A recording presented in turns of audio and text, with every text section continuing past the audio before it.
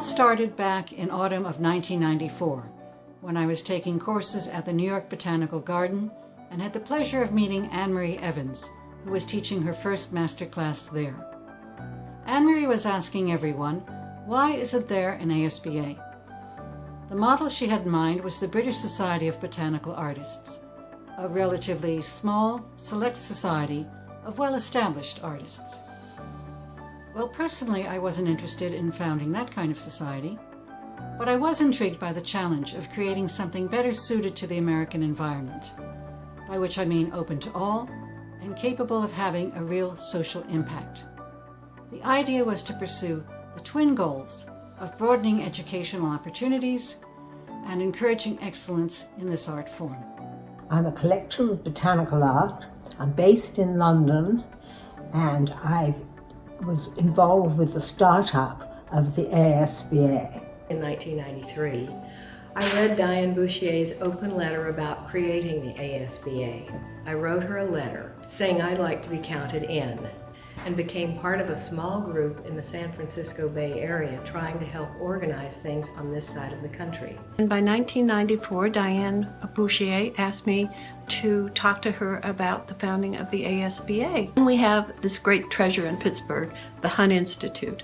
The Hunt Institute was a terrific supporter of the ASBA. They helped us with the website, and they were such a credible international powerhouse of reputation that I think it was really wonderful for the ASBA. I joined the ASBA in 1995, and I was delighted to meet fellow botanical artists. The first conference I attended for ASBA was in Pittsburgh, and that was in 1995. It was the very first conference that ASBA held. It was held at the Hunt Institute, and I think that there were probably about 50 people there. It was much smaller than the conferences we have today, but there were many international members that came, so we were an international organization even then.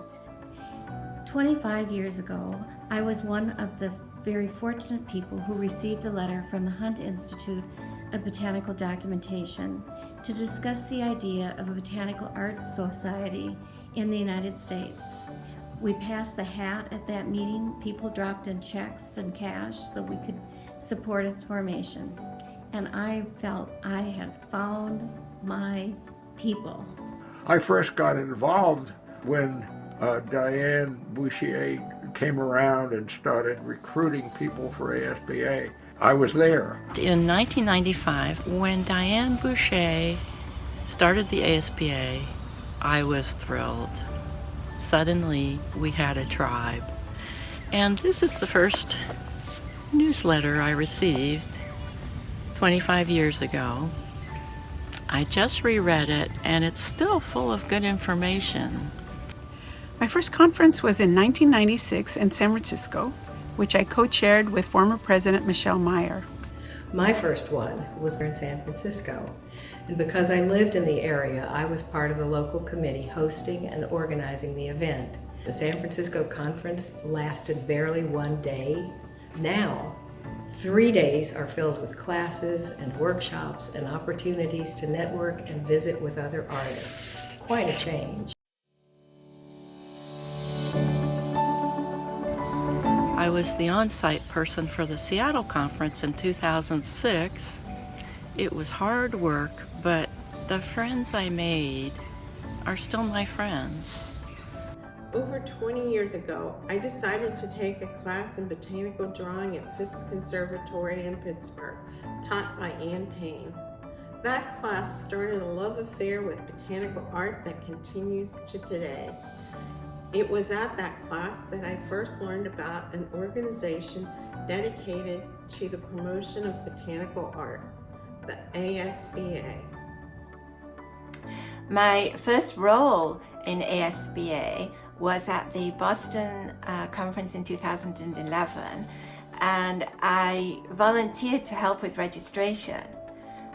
I had a great experience. I met so many people, and I would really recommend to anybody who's new to volunteer to do something at a conference. And even if you can't attend a conference, volunteer to help with something, maybe to help on a committee, because all of this work is done long distance. You could help with the committee, you could help with the journal. I volunteered to write articles for the journal. Whatever you feel you could do with your expertise, I think it's important to volunteer to help, and then you feel even more part of the organization. I decided I have to find my people where I live. I looked in the members directory. I found that there were 6 people who were members of ASBA who also lived in the Portland area. I just contacted these people by email and said, would you like to start a group? None of us knew each other, and we showed up at a restaurant and we brought our portfolios and we had a really nice time talking, and it's just been getting better ever since. Over the years, I've been honored to serve ASBA in a number of ways. All of these things have been extremely rewarding for me, and I'd encourage anyone who has an interest, even though they think they may not have the ability, to join the ASBA's board and dig in and help. The ASBA has been a major part of the development of my career as a botanical artist. There were no prerequisites, no portfolio presentations that anybody could belong. Later still, you'll get a quarterly newsletter. I have one of these, one of the very first ones that I received in black and white. I'm a member because I enjoy being with like-minded people. I enjoy being with people who appreciate botanical art, who love doing botanical art, and who also want to be around other people who do botanical art. There aren't just thousands and thousands of art groups for us. There's this particular art group, and it feels familiar and comfortable and good to be with friends. I was purposefully looking for a group that I could pursue learning and inspiration for botanical art, and ran across the local chapter. In 2003, all I wanted to do was find organizations where I could enter botanical competitions. I've since learned that ASBA has a lot more to offer. I joined ASBA right after I saw one of the international exhibitions, which were shown at the New York Horticulture Society. I do remember being blown away by Jean Emmons' rutabaga that she did. I just could not take my eyes off of that, and I still can picture it. It really, the rutabaga changed my life. The community that ASBA has created for botanical artists, it's an inclusive community. We welcome anyone who would like to join us. Is the camaraderie, the enthusiasm, the international membership, and the many venues for conferences and exhibitions. There is nothing like a community of fellow artists. You get to meet so many wonderful people. That's one of the great benefits. Is the opportunity to learn. I learn through classes, through the journal, and from my friends. Everyone is willing to learn from everyone else. It's really a very nice atmosphere. Some of my favorite things about the ASBA start with the commitment and dedication of the board and the officers. But my most favorite thing has always been its members and the fun it is to meet people as interested in drawing and painting plants as I am. What is my favorite thing about ASBA? Simple, the people.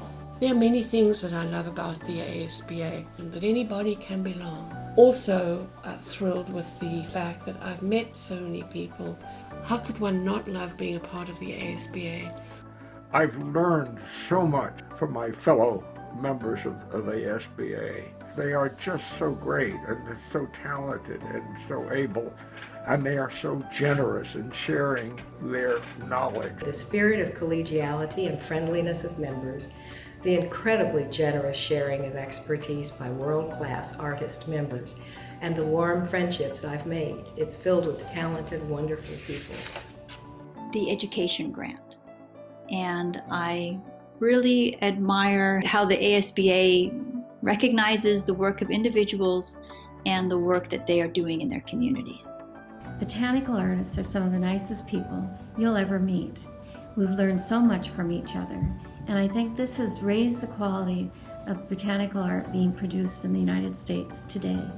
Meeting the people behind the images. The journal is something I look forward to getting in the mail and read cover to cover the first day I get it. The community, the journal, the conferences, and I love the chapters and circles.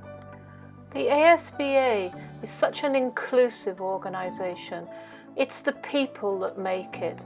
And I have enjoyed coming to many conferences and now have friends all over the world thanks to the opportunities that the ASBA has given me. What we do in the world is really important. Botanical art is a thriving and relevant field of artwork, and it draws attention to the plant life that surrounds us and that sustains all of us.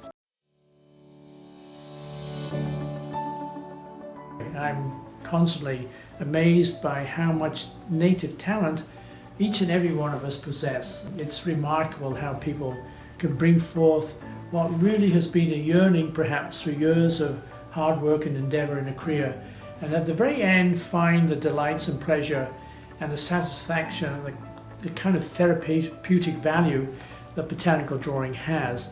It's kind of reassuring to know that botanical art can get your soul back in the place it belongs. I want to thank all of you who are listening and viewing this for sharing yourselves and your passion for botanical art. We all benefit from that generosity and we're all inspired by each other. So thank you so much. I've seen a tremendous improvement in the quality of the general work, and I think ASBA has a great deal to do with that. We share common values in terms of our strong love of plants and the natural world. And I feel this is becoming even more vital today than it was 25 years ago for us to understand plants and pollinators and to look very closely at them. One of the things that I've always been interested in is a native species. And that's sort of one of the things that I think is really important when you're doing botanical painting. Most people go out and they think, oh, I want to paint or draw a flower, but give little thought as to what it is they're drawing and why. If you can begin to strategically think about, say, a species of plant, a theme that maybe overseas or you can establish throughout a long career, then I think more likely than not, you're going to make a name for yourself. I wish the ASBA and all of its members a very happy 25th anniversary. As president, you are a steward for the mission and vision of the ASBA. The foundation that was laid out by our founder, Diane Bouchier, is really no different today than it was then. We continue to strive to educate, to be inclusive, to achieve excellence in this art form, and to have a social impact. Our strategic plan is really the foundation to accomplish these things. It's a living document that serves as a roadmap so that we can continue to accomplish this mission. And I think that as a result, we do great things. We explore new relationships with like institutions, and consequently, that, among other things, helps us to move this mission forward. We are trying to better ourselves and consequently those around us, and to be a part of that makes me really proud. And so a big thank you to everyone who has participated and contributed over these past years. Whether this is your first year of membership or your 25th, I do hope you have a really great conference.